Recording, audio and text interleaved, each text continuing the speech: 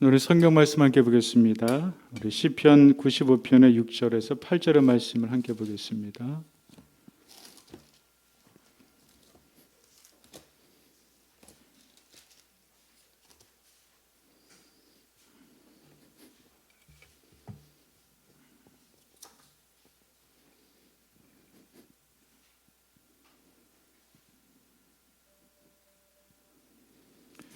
함께 말씀 읽겠습니다. 오라 우리가 굽혀 경배하며 우리 주신 여호와의 앞에 무릎을 꿇자. 그는 우리 하나님이시여 우리는 그의 기르시는 백성이며 그의 손이 돌보신 양이기 때문이라. 너희가 오늘 그의 음성을 듣거든 너희는 무리바에서 같이 또 광야에서 맞서에 지냈던 날과 같이 너희 마음을 완악하게 하지 말지어다. 아멘.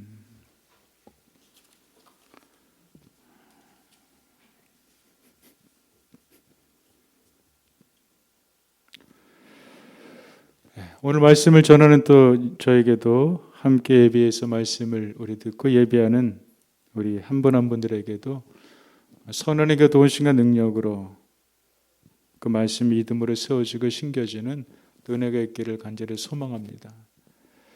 말씀을 듣는 가운데 우리의 믿음의 눈이 열려지고 말씀을 듣고 예배하는 가운데 믿음의 귀가 열려지고 그리고 말씀을 듣고 나누고 예배하는 가운데 또 구원의 은총이 확신이 우리 가운데 세워져 갔으면 참 좋겠습니다.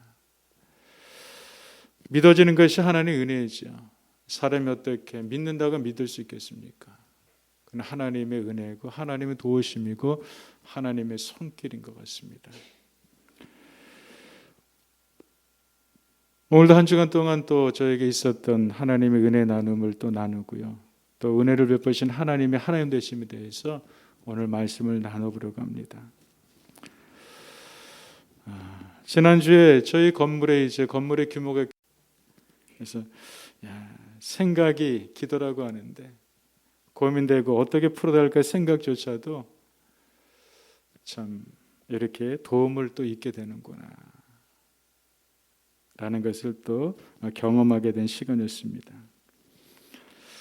또 예가운데 이분이 또 어느 교회 다니는 집사님이셨어요. 이런저런 신앙 이야기도 또 나누게 됐었습니다. 그러다가 자신의 신앙의 그 내용을 간단히 이야기를 주셨어요. 우리가 태어날 때부터 믿음의 사람으로 어떻게 태어나겠습니까? 모태신앙이라고 하는 그 모태신앙으로 태어나는 사람도 있겠지만 그렇다고 해도 누구나 다 하나님의 경험을 체험하게 되는 어떤 순간들이 다 있습니다. 인격적으로 만남의 시간이겠죠. 저도 그렇고 여러분도 아마 그랬을 것입니다. 이분은 늦지막하게 이제 한 30대인가 늦지막한 것도 아니겠네요. 그때 이제 이분이 인격적으로 예수님을 만나게 되셨어요. 그 전에 어느 분을 따라서 교회 가서 이제 예수님 이야기를 말씀을 듣게 되는데 도저히 그 말씀에 들려지지도 않고 믿어지지도 않았다고 합니다. 그러면서 동일하게 예수님 믿기 전에 사람들이 생각하는 게 있잖아요. 교회 다니면은 그냥 약하게 보이는 것 같고 그리고 세상 즐거움도 다 버린 것 같고 뭔가 조금 들떨어진 사람 같다. 이분도 그렇게 많이 생각을 하셨다고 합니다. 근데 어느 날 이분이 성경책을 접하게 됩니다. 그래서 성경책을 읽다가 그 속에서 예수님을 만나게 된 거죠. 디모데후서 3장 15절에서 보게 되니까 이런 말씀을 주십니다. 성경의 능히 너희로 하여금 그리스도 예수 안에서 믿음으로 말미암아 구원에 이르는 지혜가 있게 하느니라. 주님의 말씀은 구원에 이르는 지혜가 그 말씀 속에 반드시 있다고 하는 것입니다. 그 다음에 어떻게 됐을까? 전혀 다른 삶을 살게 됩니다. 그러면서 쭉 이제 믿음의 생활을 하게 됩니다. 퇴직이 얼마 남지 않으신 분이셨습니다. 그러면서 목사님 퇴직하는데 동료들 앞에 좀 이야기를 더 나누는 게 시간이 있게 되는데 무슨 이야기를 나눌까 많이 고민이 됩니다. 오랫동안 그 일하게 되면서 있었던 이야기도 나눌 수 있겠지만 그러나 저는 그냥 신앙 이야기를 그분들에게 나누고 싶습니다. 짧지만 제가 만난 그 주님에 대한 이야기를 잠깐 나누고 싶습니다. 그런데 어떻게 나눠야 될지, 무엇을 나눠야 될지 잘 알지 못하겠습니다. 그래서 고민하면서 제 하나님께 도움을, 지혜를 제가 구하고 있습니다. 놀라운 인생의 변화지요. 예수 믿기 전과 예수 믿은 후에 정말 큰 변화였습니다. 사도 바울도 전에 추구했었던 자신의 가문을 자랑했었고, 자신의 의를 자랑했었고, 학벌을 자랑하고, 그런데 다메섹에서 예수님 인격적으로 만난 이후에 사도 바울은 그렇게 고백합니다. 내가 지금까지 자랑했던 것들, 내가 지금까지 잡으려고 했던 모든 것들은 배설물과 같다라고 그렇게 고백합니다. 그렇다고 배설물에서 그 모든 것이 쓸모없다는 것은 아니겠죠. 그 모든 것을 다 버려야 될 것은 아니겠죠. 그것은 무엇일까요? 그것은 우선순위가 아니라고 하는 것이겠죠. 오직 그리스도 예수 안에서 하나님을 기뻐하고 즐거워하고 자랑한다는 것, 이것이 우선순위라고 하는 것이겠죠. 하나님 은혜를 아는 사람들은 하나님의 은혜가 얼마나, 인생에 베푸신 은혜가 얼마나 크신 것을 알기 때문에 하나님을 경배하는 사람들입니다. 하나님의 은혜를 아는 사람들은 하나님을 예배하는 사람들입니다. 그리고 경배하며 예배하며 하나님을 높이는 사람들입니다. 광야 40년 동안에 하나님께서 인도하심에 대해서 여호수아는 그렇게 고백하지 않습니까? 그것도 인생의 말년에 오직 나와 내 집은 하나님만을 영원히 내가 섬기겠습니다. 40년 동안에 하나님의 베푸신 은혜를 전혀 잊지 않습니다. 인생의 말년에 자신의 삶을 정리하면서도 오직 나와 내 집은 하나님만을 영원히 섬기겠습니다. 이것이 하나님을 경배하는, 예배하는 인생의 아름다운 신앙의 고백일 겁니다. 오늘 시편의 말씀을 보게 되니까 시편 기자 하나님을 경배라고 합니다. 하나님 앞에서 무릎을 꿇자라고 합니다. 경배는 하나님 앞에 무릎을 꿇는 겁니다. 하나님의 성경을 보게 돼 하나님 앞에서 무릎을 꿇게 될 적에 하나님을 경배하는 인생들에게 엄청난 삶의 반전들이 일어나는 것들을 성경에서 많이 보게 됩니다. 바로 경배의 능력이고 무릎 꿇은 사람의 베푸신 하나님의 역사고 능력인 것을 우리가 보게 되는 것이죠. 다니엘서 6장 10절을 보게 되니까 다니엘이 조수의 어인이 찍힌 것을 알고도 자기 집에 돌아가서는 그 방에 예루살렘 향하여 열린 창에서 전에 행한 대로 3번씩 무릎을 꿇고 기도하며 그 하나님께 감사하더라. 어려운 상황 가운데 다니엘이 무릎을 꿇습니다. 어려운 상황 가운데도 다니엘이 하나님을 경배합니다. 어떤 반전이 일어나게 됩니까? 다니엘이 사자굴 에서 또 불구덩이 가운데서 그 속에서 나오게 되는 놀라운 역사들을 우리가 성경에서 보게 됩니다. 솔로몬이 무릎을 꿇습니다. 엘리야 선지자가 무릎을 꿇습니다. 하나님을 경배하게 될 적에 3년 6개월 동안의 비가 전에 그 땅 가운데 하나님께서 하늘문을 열어주셔서 비를 내려주시는 은혜를 엘리야가 경험하게 됩니다. 예수님 십자가를 지시하는 겟세마네 동산을 오르셔서 예수님 무릎을 꿇습니다. 독일 경언에 이런 말이 있더라고요. 사람에게 무릎을 꿇지 않으려면 하나님께 무릎을 꿇어라. 하나님께 무릎을 꿇으면 사람에게 무릎 꿇을 일 없다. 여러분들 이 말씀 믿으십니까? 성경 말씀은 아니지만 그런 이 말씀 속에서 우리는 성경적인 어떤 시각으로, 믿음의 시각으로 이 말씀을 우리가 볼 수가 있고 들을 수가 있습니다. 분명 그렇습니다. 사람의 무릎을 꿇지 않으려면 하나님께 무릎을 꿇는 겁니다. 하나님께 무릎을 꿇는 사람들은 결국 사람에게 무릎 꿇을 일이 없게 된다고 하는 것입니다. 바로 경배는 무릎 꿇음입니다. 경배는 하나님, 경배를 항복한다고 하는 겁니다. 큰 자가 작은 자에게 무릎 꿇을 결코 하지 않습니다. 무릎 꿇는 것은 작은 자에게 큰 자에게 하는 것이 바로 무릎 꿇음입니다. 바로 경배를 항복하는 것이고, 경배는 손을 드는 것이고, 그리고 경배는 낮아짐이라고 하는 것입니다. 바로 우리가 경배할 그 하나님이 어떤 하나님이신가를 우리가 7절과 8절에서 우리가 볼 수가 있게 됩니다. 왜 우리가 그 하나님을 경배하면 될까? 첫 번째로 보게 되니까 그 하나님은 우리를 지으신 하나님이시기 때문입니다. 하나님 창조자 하나님이시고 우리는 피조물입니다. 마땅히 피조물은 창조주 하나님에게 무릎을 꿇으면 됩니다. 여러분, 우리가 결코 잊지 말아야 될 것이 있습니다. 바로 하나님은 우리를 지으셨다고 하는 사실이고, 그리고 하나님 우리를 지으신 그 하나님은 우리 인생의 영원한 주인이시라고 하는 것, 이것은 결코 우리에게 잊어서는 안 되는 것이고 놓쳐서는 안 될 것입니다. 하나님 우리를 창조하시기 때문에 우리를 너무나도 잘 알고 계십니다.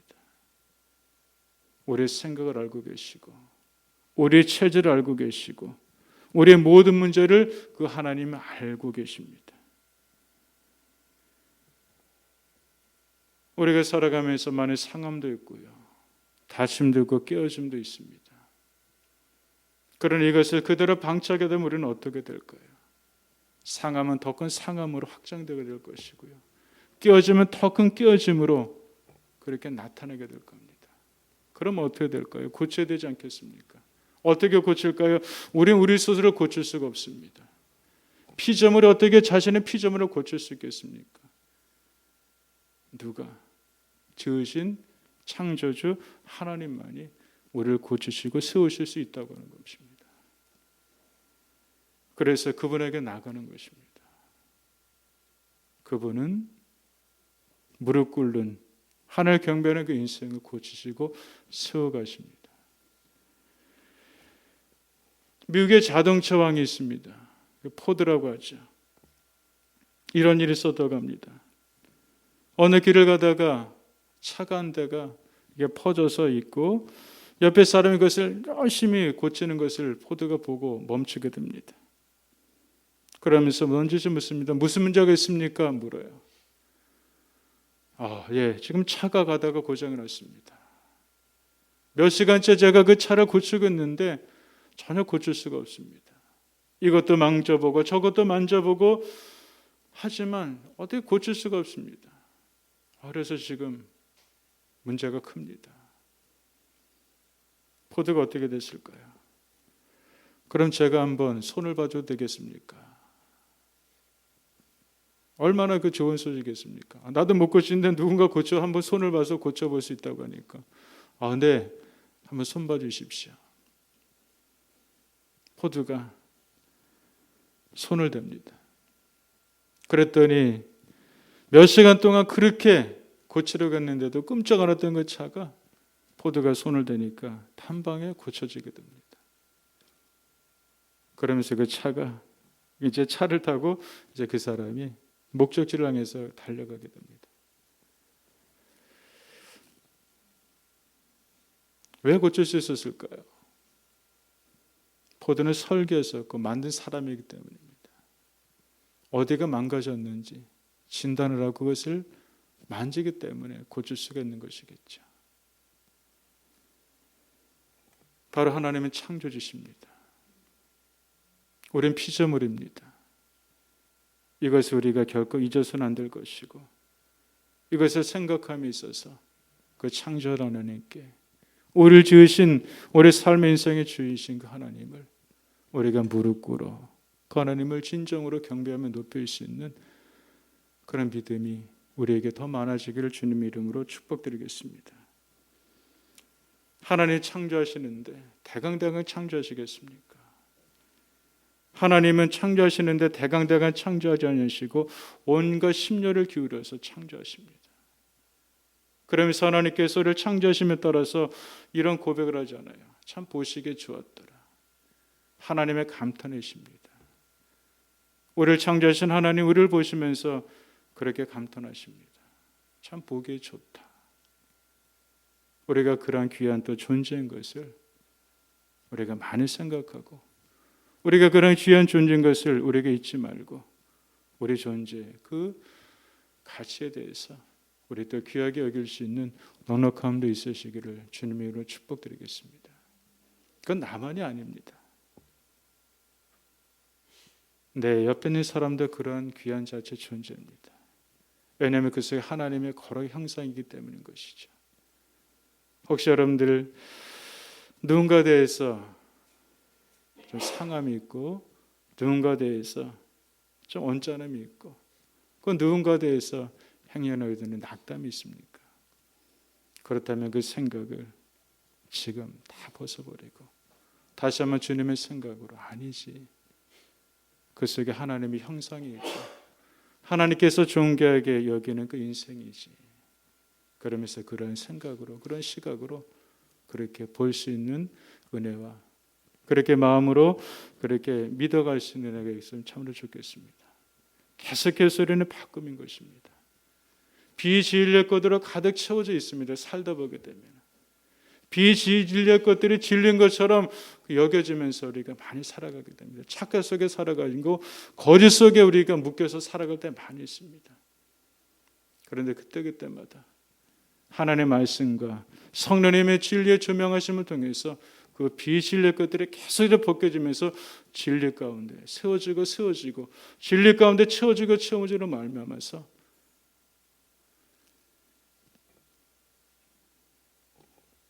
하나님의 은혜와 영광을 우리가 드러낼 수 있게 되는 것입니다. 하나님은 창조주십니다. 우린 피조물입니다. 두 번째 우리가 보게 되는 것은 무엇입니까? 하나님 우리를 기르시는 분이시라고 하는 것입니다. 하나님 우리를 영원히 돌보시는 분이라고 하는 것입니다. 성경에서 하나님과 우리의 관계를 어떻게 표현합니까? 양과 목자를 표현을 합니다. 목자는 돌보고 기릅니다. 누구를? 양을. 양은 약한 동물이라고 합니다. 시력도 좋지 않고 빠르지도 않고 날카로운 발톱도 있지 않습니다. 뿔도 있지 않습니다. 양은 누군가의 도움 속에서만이 생존할 수가 있는 그런 동물이 바로 양이라고 하는 것입니다. 그래야지만 양은 안전하게 살아갈 수 있습니다. 누구의 돌봄 속에서 누군가 인도함 속에서 있어야지만 양은 안전하게 살 수 있고 안전하게 구할 수가 있게 되는 것이죠.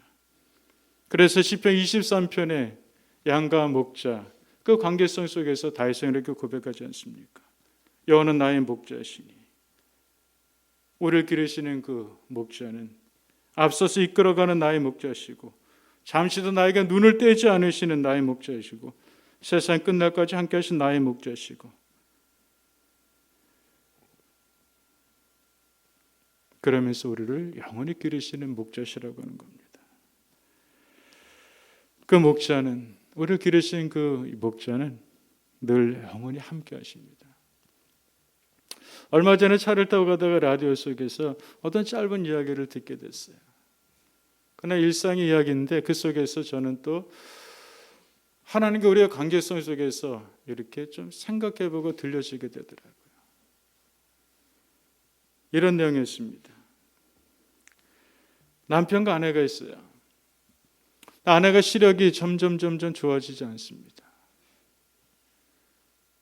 그래서 남편이 아내의 도움을 많이 줍니다. 집안일도 도와주게 되고 아내가 직장을 가게 돼 일을 하는데 직장까지 태워다 주기도 하고 또 태우기도 하고 많은 도움을 줍니다.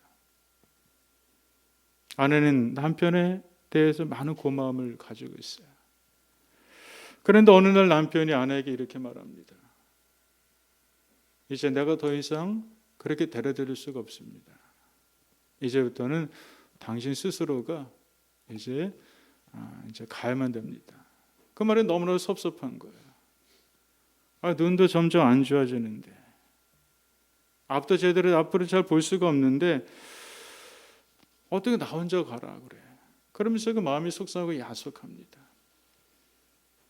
근데 그 아내는 그럼에도 불구하고 이제 혼자 다니기 시작합니다.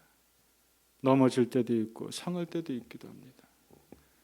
오늘도 힘겹게 이제 차를 타고 가는 중에 어느 버스를 탔나 봐요. 버스 기사분이 그 아내에게 그 여인에게 그렇게 말합니다. 참 행복하겠습니다. 뭐가 행복합니까? 이렇게 힘겹게 다니는데 그렇게 이제 생각하고 있는데 기사분이 그렇게 얘기하는 거예요. 언제나 당신 뒷자리에 당신 남편이 언제나 함께 해주는, 그러니까 얼마나 행복하겠습니까? 그 하나님 그때 깨달은 거예요. 나 혼자 내버려두고 밀어둔 것이 아니었구나. 나와 언제나 함께했고 그리고 나와 동행했었구나. 그러면서 아내가 눈물을 흘리면서 너무나도 감격하는 그런 내용 이야기를 잠시 들을 수가 있었습니다. 우리를 기르신 그 하나님, 우리를 돌보신 그 하나님은 세상 끝날까지 함께 하시는 그런 하나님이십니다. 우리가 때로는 사망 음침한 골짜기로 다닐 때가 있습니다. 또한 우리는 그런 길이 우리 가운데 필요하기도 합니다. 평탄한 길만을 가서는 우리가 잘할 수가 없게 되는 것 같습니다. 그러나 사망 음침한 골짜기로 다닐지라도 그 속에서 우리를 기르시고 돌보시는 그 하나님은 그 속에서 함께 하셔서 우리를 돌보시고 우리를 기르시고 우리를 양육해 가신다고 하는 것입니다. 우리를 기르신 하나님은 마귀의 지팡이를 쥐어지고 목숨을 걸고 우리를 반드시 지켜내신 하나님이십니다.